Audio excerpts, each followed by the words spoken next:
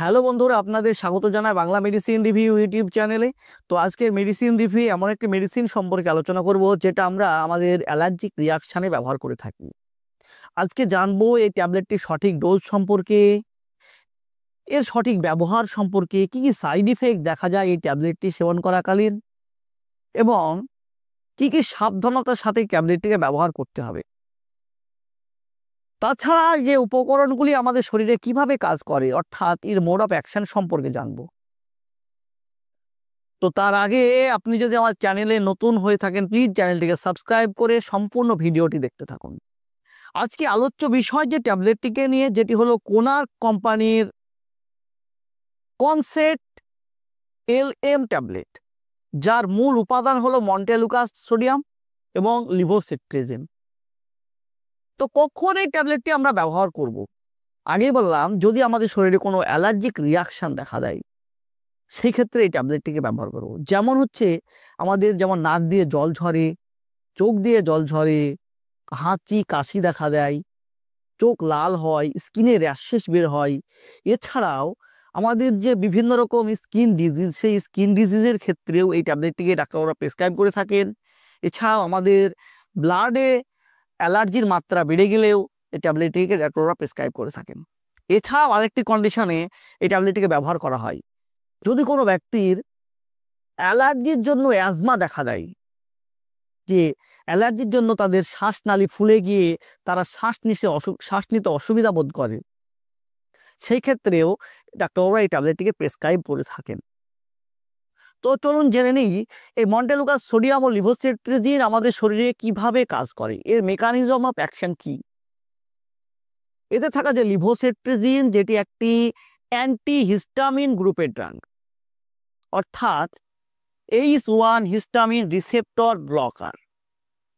আমাদের শরীরে যে মাস্ট সেল, যার মধ্যে ইনফ্লামেটরি মিডিয়েটর রূপে হিস্টামিন থাকে, সেই হিস্টামিন অ্যালার্জেনের কারণে যখন সেই মাস্ট সেলের বাইন্ড ডিস্ট্রয় হয়ে বাইরে বের হয়ে আসে, তখন কি করে, যে হিস্টামিন রিসেপ্টরগুলো আমাদের শরীরে থাকে, সেই রিসেপ্টরগুলি সেই হিস্টামিনকে রিসিভ করে, সেই হিস্টামিনগুলোকে বাইন্ড করে এবং অ্যালার্জি কজ করায় আমাদের শরীরে।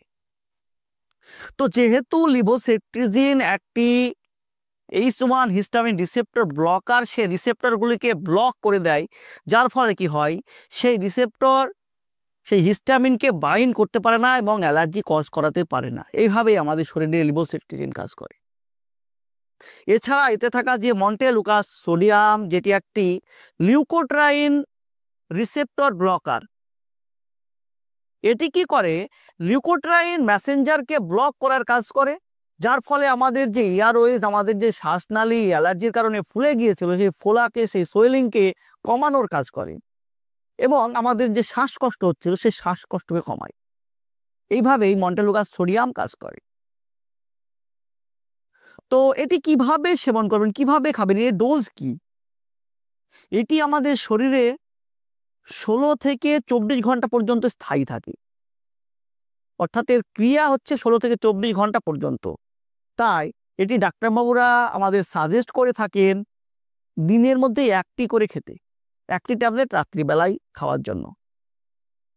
তো যখনই এই ট্যাবলেটটিকে সেবন করবেন, সেলফ মেডিকেশন কখনোই করবেন না, একজন ডাক্তারবাবুর সঙ্গে পরামর্শ নিয়ে সঠিক ডোজে সেবন করবেন। তো কি কি সাইড ইফেক্ট দেখা দিতে পারে এই ট্যাবলেটটিতে?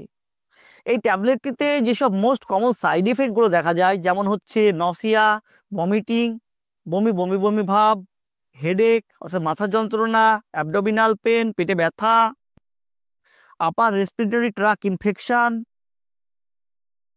এছাড়াও ঘুম ঘুম ভাব দেখা দিতে পারে। যদিও এই লিভোসিট্রিজিন সিডেটিভ কম্পাউন্ড নেই, এটি একটি নন সিডেটিভ মেডিসিন, তবুও সাইকোলজিক্যাল কারণে কিছু কিছু পেশেন্টের ঘুম বেশি হয়, এগুলি দেখা দিতে পারে। তো বন্ধুরা, এই ছিল কনসেট LM ট্যাবলেটটির সম্পর্কে একটি ছোট্ট ভিডিওটি যদি আপনার ভালো লেগে থাকে, প্লিজ চ্যানেলটিকে সাবস্ক্রাইব করে দেবেন এবং লাইক দিতে ভুলবেন না। সুস্থ থাকবেন, ভালো থাকবেন। আবারও দেখা হবে অন্য কোনো মেডিকেল রিলেটেড, অন্য কোনো মেডিসিন রিলেটেড ভিডিওতে। ধন্যবাদ।